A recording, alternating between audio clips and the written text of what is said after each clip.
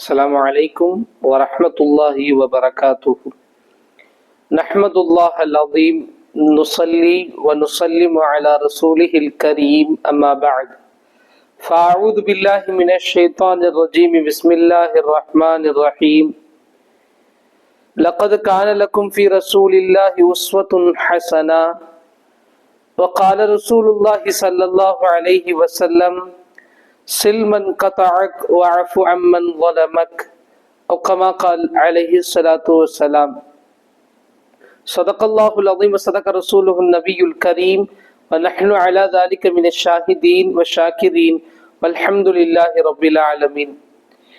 அல்லாஹுக்கு எல்லா புகழும் அருமை நாயகம் முஹம்மது ரசூலுல்லாஹ் ஸல்லல்லாஹு அலைஹி வஸல்லம் அவர்களின் மீதும் அன்னலாரின் நிர்வாகியத்திற்குரிய உம்மத்தினர்களின் மீதும் குறிப்பாக இக்காணொளியில் இணைந்திருக்கிற நம்ம துணை நபர்களின் மீதும் எல்லாம் வல்ல அல்லாஹுவின் நன்னருள் என்றென்றும் நின்று நிலவட்டுமாக ஆமீன். அல்லாஹுவினுடைய பேரருளால் கடந்த ஒரு வார காலமாக நாம் அகிலத்தாருடன் அன்னலார் என்கிற தொடர் தலைப்பில் பெருமானார் ஸல்லல்லாஹு அலைஹி வஸல்லம் அவர்கள் இந்த உலக மக்களுடன் எப்படியெல்லாம் தங்களுடைய வாழ்வியல் நெறிமுறைகளை கடைபிடித்தார்கள் என்பதை குறித்தெல்லாம் பார்த்து வந்த நாம் நேற்றைய தினம் பேரப்பிள்ளைகளுடன் பெருமானார் ஸல்லல்லாஹு அலைஹி வஸல்லம் அவர்கள் எப்படி தங்களது அணுகுமுறைகளை வைத்திருந்தார்கள் என்று பார்த்தோம். இன்று உறவினர்களுடன் ரசூலுல்லாஹி ஸல்லல்லாஹு அலைஹி வஸல்லம் அவர்கள் வாழ்வியல் நெறிமுறைகளை கடைபிடித்த வண்ணங்களை குறித்து நாம் பார்க்க இருக்கிறோம். அன்பிற்கினியவர்களே, இன்றைய நவீன காலத்தில் பணத்தை மையமாக்கி உறவுகள் ஒன்றிணைகின்றன. பசை இல்லாவிட்டால் பாசாங்கு காட்டிவிட்டு நழுவுகிற இந்த சூழலில் பெருமானார் ஸல்லல்லாஹு அலைஹி வஸல்லம் அவர்கள் உறவினர்களுடன் எப்படி ஒன்றிணைந்திருந்தார்கள், அந்த உறவினர்களுடன் தங்களுடைய வாழ்வியல் நெறிமுறைகளை எப்படி கடைபிடித்தார்கள் என்று நாம் பார்க்கிறோம். பொதுவாகவே உறவுகளுடன் பெருமானார் எப்படி இருந்தார்கள் என்று பார்க்க வேண்டுமே, ஆனால் யார் அந்த உறவினர்கள் என்பதை குறித்து நாம் அறிய வேண்டும்.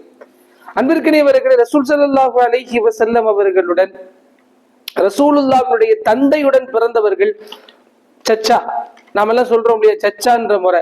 அந்த சச்சா ரசூல் ஸல்லல்லாஹு அலைஹி வஸல்லம் மொத்தம் 10 பேர் ரசூல் ஸல்லல்லாஹு அலைஹி வஸல்லம் அவர்களுக்கு. அதிலே குறிப்பிட்டு சொல்ல வேண்டுமே ஆனால் ஹம்சா ரலியல்லாஹு அன்ஹு, அப்பாஸ் ரலியல்லாஹு அன்ஹு, அபூ தாலிப், அப்து மனாஃப், அபூ லஹப், நீண்ட பட்டியல். பெருமானார் ஸல்லல்லாஹு அலைஹி வஸல்லம் அவர்களுக்கு சச்சா 10 பேர். அதுல நுபுவத்திற்கு முன்னால் 6 பேர் வஃபாத் ஆயிட்டாங்க.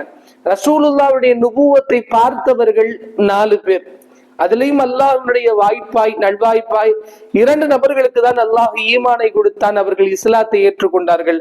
நாம் எல்லாம் நன்கு அறிந்திருக்கிற ஹம்சா ரலியல்லாஹு அன்ஹு, அப்பாஸ் ரலியல்லாஹு அன்ஹு. இதில் ரசூல் ஸல்லல்லாஹு அலைஹி வஸல்லம் சச்சாமார்கள்ல மூத்த நபர் ஹாரிஸ், இளையவர் அப்பாஸ் ரலியல்லாஹு அன்ஹு. அன்பார்ந்தவர்களே, ரசூல் ஸல்லல்லாஹு அலைஹி வஸல்லம் உடைய அம்மாத்துகள், மாமி. தமிழ்நாட்டுல நாம சொன்னா மாமின்னு சொல்லுவோம், குப்பின்னு சொல்லுவோம், மாய்மான்னு சொல்லுவோம். இப்படி ஒவ்வொருடைய கல்ச்சர்களை பொறுத்து சொல்லாடல்கள் மாறும்.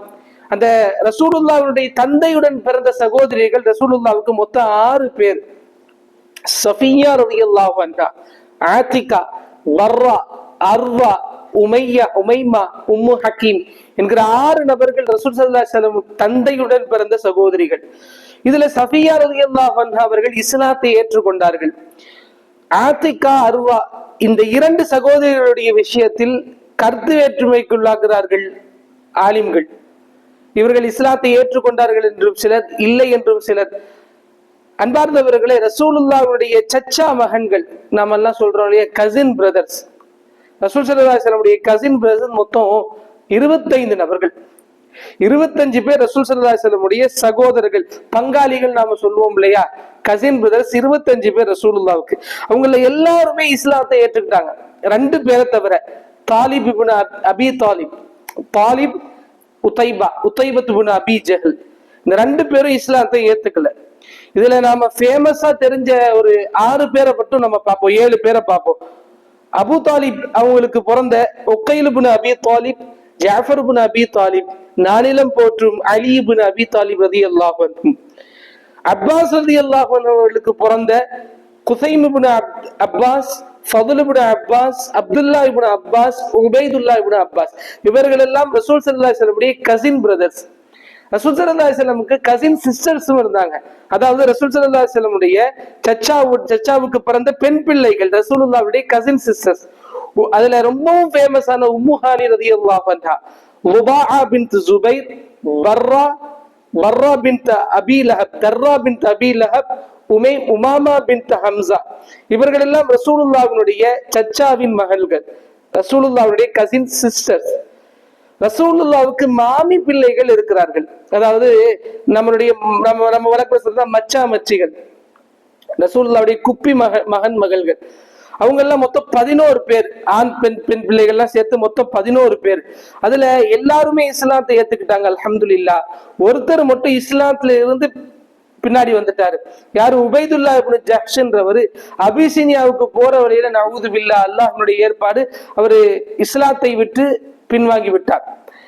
ரசூலுல்லாஹ்வுக்கு பால் குடி சொந்தத்தை சார்ந்த உறவினர்களும் இருக்கிறார்கள். அதாவது ஹலீமா ரலியல்லாஹு அன்ஹா அவர்களிட்ட பால் குடித்த, ஹலீமத்து சாதியாவிடத்தில் பால் குடித்த நபர்களும் ரசூலுல்லாஹ்வுடைய சகோதரர்களாக ஆவார்கள் அல்லவா? நாம் எல்லாம் தெரிந்திருக்கக்கூடிய ஹம்சா ரலியல்லாஹு அன்ஹு, Abu Salama, Abu Sufyan, Abdullah Ibnul Harith, Shaima, Anisa, இவர்கள் எல்லாம் ரசூலுல்லாஹ்வுடைய பால் குடி சகோதர சகோதரிகள். அன்பார்ந்தவர்களே, ரசூல் ஸல்லல்லாஹு அலைஹி வஸல்லம் அவருடைய உறவினர்களை ஒரு ஒரு அழகிய முன்மாதிரியாக நாம் பெற்றிருக்கிறோம். ரசூல் ஸல்லல்லாஹு அலைஹி வஸல்லம் அவர்கள் இவ்வளவு பெரிய குடும்பத்தை பெற்ற நபிகள் நாயகம் ஸல்லல்லாஹு அலைஹி வஸல்லம் அவர்கள் இந்த உறவினரிடத்தில் ஒரு முன்மாதிரியான வாழ்க்கையை வாழ்ந்திருக்கிறார்கள்.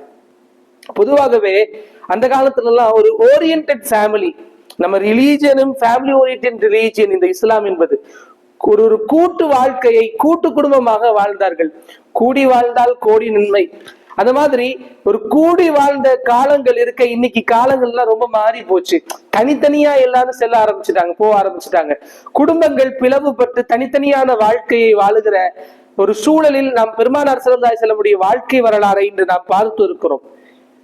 இன்னைக்கு சூழ்நிலை எப்படி மாறிடுச்சுன்னா, எல்லாரும் ஒரு காலத்துல ஒன்னா இருந்து அண்ணன் தம்பியா, மாமா மச்சானா, பங்காளிகளாக வாழ்ந்த நபர்கள் எல்லாம் இன்னைக்கு மீட் பண்ணிக்கிற காலமே ரொம்ப மாறி போச்சு. பெருநாக்கு மட்டும் நம்ம பார்த்துக்கலாம், என்னையாவது விசேஷம்னா விசேஷ நாட்களில் பார்த்து கொள்கிறார்கள். ஒரு காலத்தில் எங்கள் வீட்டில் எல்லாம் நாளும் கார்த்திகை, ரசூல் ஸல்லல்லாஹு அலைஹி வஸல்லம் அவருடைய காலங்களிலும் சரி அப்படிதான் எல்லாரும் ஒரு கூட்டு வாழ்க்கையை வாழ்ந்தார்கள். ஆனா இன்னைக்கு அவங்க மீட் பண்ணிக்கிறது, கெட் டுகெதர் எப்ப நடக்குதுன்னா அந்த ஈது மிலன்களில், ஈது பெருநாட்களில் மாத்திரம்தான் ஒன்று சேர்கிறார்கள் குடும்பங்கள். அந்த சூழ்நிலையில் பெருமானார் முஹம்மது ரசூலுல்லாஹ் ஸல்லல்லாஹு அலைஹி வஸல்லம் அவர்கள் உறவினர்களுடன் எப்படி வாழ்ந்தார்கள் என்பதை நாம் பார்க்க நுழைகிறோம். வாருங்கள். பெருமானார் ஸல்லல்லாஹு அலைஹி வஸல்லம் அவர்கள் பொதுவாகவே உறவினர்களுக்கு நலவை நாடக்கூடியவர்களாக இருந்தார்கள். ரசூலுல்லாஹ் உறவினரிடத்தில் ரசூலுல்லாஹ்வை குறித்து பேசுகிற போது சஹாபாக்கள் வர்ணிக்கிற வண்ணம், கான அபர்ரன் நாஸி வ அவ்ஸலஹும் பின்னாஸ், மக்களிலே நல்ல மனிதர் எம்பெருமானார் முஹம்மது ரசூலுல்லாஹ். அந்த மக்களிடம் ஒன்று கூடி வாழக்கூடியவர்கள், உறவுடன் உறவாடக்கூடியவர்கள் எம்பெருமானார் முஹம்மது ரசூலுல்லாஹ் என்று சஹாபாக்கள் ரசூலுல்லாஹ்வை போற்றுகிறார்கள். அந்த உறவினர்களுக்கு எப்பொழுதுமே ரசூல் ஸல்லல்லாஹு அலைஹி வஸல்லம் அவர்கள் நலனை நாடக்கூடியவர்களாக இருந்தார்கள். ஒரு சமயம் வரும், ரசூல் ஸல்லல்லாஹு அலைஹி வஸல்லம் எல்லாரையும் கூப்பிடுவாங்க, ஒவ்வொரு கபீலாவா எல்லாரும் இங்க வாங்க, யா அய்யுஹன்னாஸ், மக்கள் இங்க வாங்க, இன்னமான பஷரும் யூஷிகு ஐ யுர்சிலுல்லாஹு தஆலா ரசூல ரப்பி, அல்லாஹ் தஆலா தன் ரசூலை மலக்குமார்களை அனுப்பி வரக்கூடும், வந்தால் ஃபவுஜீப், நான் பதில் கொடுக்க கூடிய நிலைமை வரும். அதாவது என்ன சொல்ல வராங்கன்னா, வஃபாத்துடைய நிலைமை எனக்கும் வரும், நீங்க எல்லாம் கொஞ்சம் உஷாரா இருந்துக்குங்க. வான தாரிக்கும் ஃபீக்கும் ஸக்கலைன், 2 விஷயங்களை உங்களுக்கு மத்தியில நான் விட்டுட்டு போறேன். மக்களை எல்லாம் கூப்பிட்டு சொல்ற பெருமானார் ஸல்லல்லாஹு அலைஹி வஸல்லம் சொல்ற வார்த்தை என்ன? 2 விஷயங்களை உங்களுக்கு முன்னால் நான் விட்டு செல்கிறேன். அந்த விஷயங்களை நீங்கள் பற்றி பிடித்துக் கொண்டால் நீங்கள் நேரான வழியில் நீங்கள் சென்று விடலாம். முதலாவது கிதாபுல்லாஹ், அல்லாஹ்வினுடைய குர்ஆன் என்கிற பரிசுத்தமான அந்த வேதம். அந்த வேதத்தை நீங்கள் இனிசன்சக்தும்பி, அந்த குர்ஆனை நீங்கள் பற்றி பிடித்துக் கொண்டால், வஅகல்தும்பி, அதை நீங்கள் எடுத்துக்கொண்டால், குன்தும் அலல் ஹுதா, நேர்வழியில் சென்று விடுவீர்கள் என்று ரசூல் ஸல்லல்லாஹு அலைஹி வஸல்லம் அவர்கள் சொல்கிறார்கள். 2வது விஷயம் அஹ்லுல் பைத்தி, என்னுடைய குடும்பத்தினர்களை உங்களுக்கு முன்னால் நான் சமர்ப்பித்து விட்டு செல்கிறேன். அந்த குடும்பத்தினர்களை பாருங்கள், உங்களுக்கு நேர்வழி கிடைக்கும், குடும்பத்தினர்களை பின்பற்றுங்கள் என்று பெருமானார் ஸல்லல்லாஹு அலைஹி வஸல்லம் அவர்கள் சொல்கிற வார்த்தைகள் எல்லாம் நம் செவிப்புலன்களை தட்டி எழுப்புகிறது. பெருமானார் ஸல்லல்லாஹு அலைஹி வஸல்லம் அவர்கள் குடும்பத்தினர்களுக்கும் உறவினர்களுக்கும் நலவை நாடுகிறார்கள். பொதுவாகவே ரசூலுல்லாஹ்வுடைய அஹ்லு பைத் யாரு? சந்தேகம் வரும் இல்லையா? குடும்பத்தினர்கள், ரசூலுல்லாஹ்வுடைய குடும்பம் யாரு? ரசூலுல்லாஹ்வுடைய மனைவிமார்கள், ரசூலுல்லாஹ்வுடைய பிள்ளைகள், இவங்க மட்டும் தான் குடும்பமா? வேற யாரெல்லாம் குடும்பத்தினர்கள் எல்லாம் வருவாங்க? ஒரு ஒரு ஒரு ஷார்ட் டெஃபினிஷன், ரசூலுல்லாஹ்வுடைய குடும்பம், family, who is the family of prophet Muhammad ஸல்லல்லாஹு அலைஹி வஸல்லம் அப்படின்னு கேட்கும்போது ஒரு ஷார்ட் டெஃபினிஷன் நாம சொல்லணும் அப்படின்னா, சதக்கா யாரெல்லாம் வாங்குவது ஹராமோ, செய்யுடைய வம்சங்கள் யாருக்கெல்லாம் சதக்கா வாங்குவது ஆகுமாகாதோ அவர்கள் எல்லாம் ரசூலுல்லாஹ்வுடைய குடும்பத்தினர்கள். வேற வார்த்தையில் இன்னும் தெளிவா விலைக்கு சொல்லணும் அப்படின்னா, ஆலு ஜாஃபர் ரலியல்லாஹு அன்ஹுடைய குடும்பத்தினர்கள், ஆலு உக்கைல் ரலியல்லாஹு அன்ஹு அவர்களுடைய குடும்பத்தினர்கள், ஆலு அலி நானிலம் போற்றும் அலி ரலியல்லாஹு அன்ஹு குடும்பத்தினர்கள். இவர்கள் எல்லாம் பெருமானார் ஸல்லல்லாஹு அலைஹி வஸல்லம் அவருடைய குடும்பத்தினர்கள். இவர்களின் வம்சாவளிகள் எல்லாம் எம்பெருமானார் முஹம்மது ரசூலுல்லாஹ் சையதுல் பஷர் ரசூல் ஸல்லல்லாஹு அலைஹி வஸல்லம் உடைய குடும்பத்தினர்கள் ஆவார்கள் என்பதை நாம் பார்க்கிறோம்.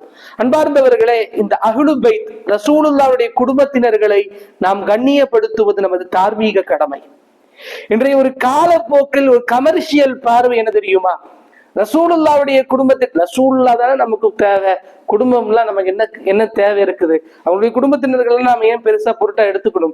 ரசூலுல்லாஹ் நமக்கு கிடைச்சிட்டா போதும், ரசூலுல்லாஹ் பார்த்தா போதும், ரசூலுல்லாஹ்வுடைய ஹதீஸ்களை படிச்சா போதும் என்று ரசூலுல்லாஹ்வை மாத்திரம் வட்டமிட்டு செல்லக்கூடிய நபர்கள் ரசூலுல்லாஹ்வுடைய குடும்பத்தினர்களை புறக்கணிக்க ஆரம்பித்து விட்டார்கள். இது காலத்தின் கோலம். ரசூலுல்லாஹ்வுடைய குடும்பத்தினர்களை உதாசீனப்படுத்துகிறார்கள். நஊது பில்லாஹ் மஆதல்லாஹ், அல்லாஹ் நம்மை அதை விட்டு பாதுகாக்க வேண்டும். ரசூலுல்லாஹ்வுடைய குடும்பத்தினர்கள் அல்லாஹ்வினால் அருள் செய்யப்பட்டவர்கள். ரசூலுல்லாஹ் எத்தனை இடங்கள்ல தன்னுடைய குடும்பத்தினர்களை முன்னெடுத்து இருக்கிறார்கள். அல்லாஹ்வுடைய பேரடலுக்கு பெற்றவர்கள் ரசூலுல்லாஹ்வுடைய குடும்பத்தினர்கள். அபூபக்கர் ரலியல்லாஹு அன்ஹு சொல்லும்போது, உமர் ரலியல்லாஹு அன்ஹு அபூபக்கர் ரலியல்லாஹு அன்ஹு சொல்லுவாங்க இப்படி ஒரு வாசகம், வல்லாஹி லகராபத்து ரசூலில்லாஹி ஸல்லல்லாஹு அலைஹி வஸல்லம் அஹப்பு இலைய அன் அஸில இலா கராபதி. ரசூலுல்லாஹ்வுடைய குடும்பத்தினர்கள் இருக்கிறாங்க இல்லையா, அஹ்லு பைத், அவங்கள்ட்ட நெருக்கமா இருக்கிறது எனக்கு ரொம்ப பிடிச்சிருக்கு. எந்த அளவுக்குனா, என்னுடைய சொந்தக்காரங்கள்ட்ட நான் நெருக்கமா இருக்கிறத விடவும் ரசூலுல்லாஹ்வுடைய அஹ்லு பைத்துகளை போற்றி நான் வாழ்வது எனக்கு பிடித்தமானது என்று அபூபக்கர் சித்திக் ரலியல்லாஹு அன்ஹு அவர்கள் சொல்லி தருகிற செய்திகள் எல்லாம் ரசூலுல்லாஹ்வுடைய குடும்பத்தினர்களுடைய மேன்மைகளை எடுத்துரைக்கிறது. அன்பார்ந்தவர்களே, உறவினர்களுடன் பெருமானார் என்கிற ஒரு கோணலில் நாம் செல்கிற பொழுது அந்த வாதலில் முதலாவது நிற்பது ரசூலுல்லாஹ்வுடைய தாய். தாயை குறித்து வருகிற ஹதீசுகளில் நாம் பார்க்கிற பொழுது பெருமானார் ஸல்லல்லாஹு அலைஹி வஸல்லம் அவர்கள் ரசூலுல்லாஹ்வுடைய தாயை சந்திக்க செல்கிறார்கள். மரணித்ததற்கு பின்னால் கபரை பார்க்க போகிறார்கள்.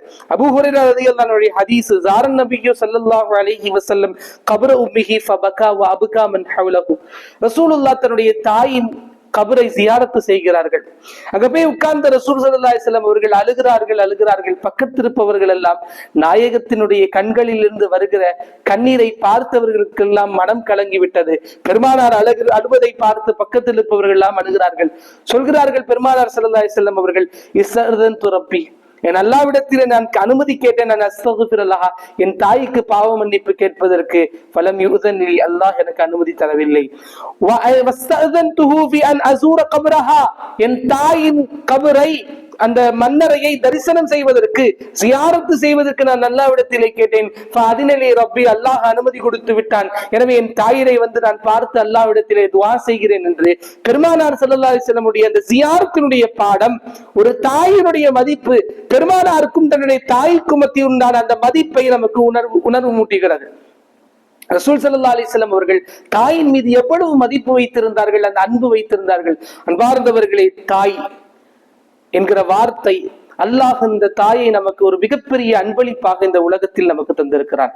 தாயாக இருக்கட்டும், தந்தையாக இருக்கட்டும், உலகத்தில் நமக்கு கிடைத்த மிகப்பெரிய பேரற்புதம், அருட்கொடை என்று சொல்லலாம். அது மிகையில்லாத ஒரு வாசகம். அல்லாஹ் நமக்கு கொடுத்த ரிஸ்க், உயர்ந்த ரிஸ்க், அல்லாஹ் நமக்கு கொடுத்த அருட்கொடை வெகுமதி நம்முடைய பெற்றோர்கள். அந்த பெற்றோர்களை உதாசீனப்படுத்துகிற காலத்தில் ஒரு அவல நிலையில் நாம் எல்லாம் வாழ்ந்து கொண்டிருக்கிறோம். அன்பிற்கினிய சகோதரர்களை, உங்களுக்கு ஒன்றை சொல்ல வேண்டும் என்று நான் நினைக்கிறேன். இன்றைய சமூகம் பெற்றோர்களை உதாசீனப்படுத்துகிற சமூகமாக இருக்கிறது. தங்களுடைய தேவைகளுக்காக, தங்களுடைய ஆசைகளை நிறைவேற்றிக் கொள்ள, தங்களுக்கு பிடித்தமானவர்களுடன் செல்வதற்காக, வேறு வார்த்தையில் சொல்வதானால் தனக்கு யாரை விரும்புவர்களை காதலர்களுக்காக, காதலிக்காக தாய் தந்தையின் கைகளை உதறிவிட்டு அவர்களுக்கு பின்னால் செல்லக்கூடிய சகோதரர்களே, சகோதரிகளே, உங்களுக்கு ஒன்றை நான் சொல்ல வேண்டும் என்று ஆசைப்படுகிறேன். மிகவும் முக்கியமான விஷயம், தாய் தந்தையினுடைய ஆசையை தாண்டி, தாய் தந்தையுடைய கண்ணீர்களுக்கு மத்தியில் உங்களுடைய ஆசை, அது நிச்சயம் ஒருபொழுதும் நல்லா இருக்காது. உங்களுடைய வாழ்க்கை அவ்வளவு செழிப்பாக வாழ்ந்துவிட முடியாது உங்களால். ஆனால் ஒரு தந்தையை தள்ளிவிட்டு, உன் தாயை தள்ளிவிட்டு எவனோ பிடித்தவனுடன் செல்கிறாய், உன் தாய் தந்தையை நீ ஒதுக்கிவிட்டு எவனோ பிடித்தவனுடன் செல்கிறாய் என்றால் உன் வாழ்க்கை உருப்படாது. இது பத்வாக நீங்கள் எடுத்துக்கொண்டாலும் சரி, இதுதான் நிதர்சன உண்மை. அல்லாஹ் அந்த பாவத்திற்கான தண்டனையை இந்த உலகத்திலே உங்களுக்கு தருவான். இது நான் சொல்கிற வார்த்தை அல்ல, ரசூலுல்லாஹ்வுடைய வார்த்தைகளில் சொல்வதானால், குல்லு துனூபியு அக்ஹிருல்லாஹு தஆலா மாஷா மின்ஹா இலா யௌமில் கியாமா. அந்த அடியான் செய்கிற எல்லா பாவங்களுக்கும் அல்லாஹ் நாடினால் நாளை மறுமையில் அதற்கான தண்டனை கொடுப்பான். இல்லா உக்கூக்கல் வாலிதைன், பெற்றோர்களுக்கு செய்யக்கூடிய தீங்கினையை தவிர. என்ன தெரியுமா? யுஅஜ்ஜலுஹு லிசாஹிபிஹி ஃபில் ஹயாத்தி கப்லல் மமாத். பெற்றோர்களுக்கு செய்த தீவினைக்கான தண்டனையை மரணத்திற்கு முன்னாலே இந்த உலகத்திலே அல்லாஹ் கொடுத்து விடுவான். அந்த தாயை அழுவ வச்சுட்டு எவனோ பிடித்தவனுடன் செல்கிறாயே, அந்த தந்தையை அழுக வைத்து விட்டு நீ எவனோ பிடித்தவனுடன் செல்கிறாயே, உனது வாழ்க்கை உருப்படுமா? இந்த உலகத்திலே அல்லாஹ் அதற்கான தண்டனையை உங்களுக்கு தருவான். அன்பார்ந்தவர்களை, சொல்ல வருகிற செய்தி, பெற்றோர்களை உதாசீனப்படுத்துகிற நிலை இன்று. சீ என்கிற வார்த்தையால் பெற்றோர்களை பேசுகிற பிள்ளைகள் எத்தனை! அதுவெல்லாம் விட்டுவிடலாம். பெற்றோர்களை முதியோர் இல்லங்களில் சேர்க்கிற பிள்ளைகள் எத்தனை நபர்கள்! அன்பார்ந்தவர்களே, நீங்கள் தெரிந்து கொள்ள வேண்டிய மிக முக்கியமான விஷயம், தாய் தந்தையர்கள் அல்லாஹ் கொடுத்த மிகப்பெரிய வெகுமதி. அந்த தாய் தந்தையரை பெற்றுக்கொண்டும் சுவனத்திற்கு வழிவகுக்காதவர்கள் அல்லாஹ் ரசூலினால் சாபத்திற்கு உண்டானவர்கள் என்பதை நாம் எல்லாம் ஹதீசுகளில் கேள்விப்பட்டிருப்போம். நன்கு தெரிந்த ஹதீஸ், 3 நபர்களுக்கு ஜிப்ரீல் அலைஹிஸ்ஸலாம் அவர்கள் துஆ செய்ய பெருமானார் ஸல்லல்லாஹு அலைஹி வஸல்லம் அவர்கள் பதுஆ செய்தார்கள் அல்லவா? ரமலானை பெற்றும் அந்த ரமலானில் பாவ மன்னிப்பு பெறாதவர்கள். அந்த 3 நபர்களில் மிக முக்கியமான நபர் ஒருவர் தாய் தந்தையர்களை வயோதிக நிலையில் பெற்றும் அவர்களுக்கு பணிவிடை செய்து அந்த பணிவிடையின் மூலமாக சுவனத்தை வாஜிபாக்கி கொள்ளாதவர்கள் அல்லாஹ் ரசூலுடைய சாபத்திற்கு உண்டானவர்கள் என்பதை நாம் பார்க்கிறோம். அன்பார்ந்தவர்களே, பெற்றோர்களிடத்தில் நல்லதை செய்து அல் பார்ரு லா யமூத்து மைத்தத்தஸ்ஸு, பெற்றோர்களுக்கு நல்லது செய்தவன் ஒரு கெட்ட மரணம் அவருக்கு வராது என்பதை பெருமானார் ஸல்லல்லாஹு அலைஹி வஸல்லம் அவர்கள் சொல்லி தருகிறார்கள். சொல்ல வருகிற மிக முக்கியமான செய்தி, பெற்றோர்களை உதாசீனப்படுத்தாதீர்கள். பெற்றோர்களுடைய கண்ணீருக்கு முன்னால் உங்களுடைய ஆசைகள் பெரியதாக தெரியக்கூடாது. பெற்றோர்கள் அம்மா அப்பா என்ன ஒண்ணு சொல்றாங்களோ அது கட்டாயம் நல்லதாக தானே இருக்கும். பெற்றோர்கள் சொல்வதை தாண்டி உங்களுடைய ஆசைகள் கண்ணுக்கு முன்னால் வந்து நிற்கிறது என்றால் பெருமானாருடைய ஹதீஸ் உங்களுடைய கண்ணுக்கு முன்னால் வந்து நிற்க வேண்டும். யுஅக்ஹிருல்லாஹு தஆலா மாஷா இலா யௌமில் கியாமா. எந்த பாவமாக இருந்தாலும் அந்த பாவத்திற்கான தண்டனை அல்லாஹ் நாளை கியாமத்து நாள் வரை வைப்பான். ஆனால் இல்லா உக்கூக்கல் வாலிதைன், பெற்றோர்களுக்கு நாம் செய்யக்கூடிய நோய்வினைகளுக்கான தண்டனையை, நோவினைகளுக்கான தண்டனையை யுஅஜ்ஜலுஹு லிசாஹிபிஹி கப்லல் மமாத்தி ஃபில் ஹயாத், செய்தவர்க்கான தண்டனையை, பெற்றோர்களுக்கு தீவினை செய்வதற்கான தண்டனையை இந்த உலகத்திலே அல்லாஹ் தருகிறான் என்று பெருமானார் ஸல்லல்லாஹு அலைஹி வஸல்லம் அவர்கள் சொல்கிறார்கள் என்றால், பெற்றோர்களை பேணி பாதுகாத்து நாம் அவர்களின் மூலமாக சொர்க்கத்தை வாஜிபாக்கிக் கொள்வது நமது தார்மீக கடமை. அன்பார்ந்தவர்களை, நன்கு தெரிந்து கொள்ளுங்கள், தாய் நமக்கான சுவனம், தந்தை அந்த சுவனத்தின் வாதல். நபிகள் நாயகத்தின் வார்த்தைகள் சொல்வதானால், அல் ஜன்னத்து தஹத அக்தாமில் உம்மஹாத் வல் அபு பாபு மின் அபுவாபில் ஜன்னா, தந்தை சுவனத்தின் வாதல். இந்த சுவனத்திற்கான பிரவேசம் தாய் தந்தையர்கள் என்கிற பெற்றோர்களின் கையில் இருக்கிறது. அந்த பெற்றோர்களை பேணி வாழ்ந்து நாம் சுவனத்தின் சொந்தக்காரர்களாக ஆகுவதற்கு அல்லாஹ் நமக்கு தௌஃபீக் தந்தருள் புரிவானாக. அன்பிற்குரியவர்களே, உறவினர்களுடன் என்கிற இந்த தலைப்பில் தொடர்ந்து பயணிப்போம். இன்று இதை சிந்திப்போம், நாளை நல்ல செய்திகளுடன் சந்திப்போம். வ ஆகிரு தஅவானா அனில் ஹம்துலில்லாஹி ரப்பில் ஆலமீன். அஸ்ஸலாமு அலைக்கும் வரஹ்மத்துல்லாஹி வபரகாத்துஹு.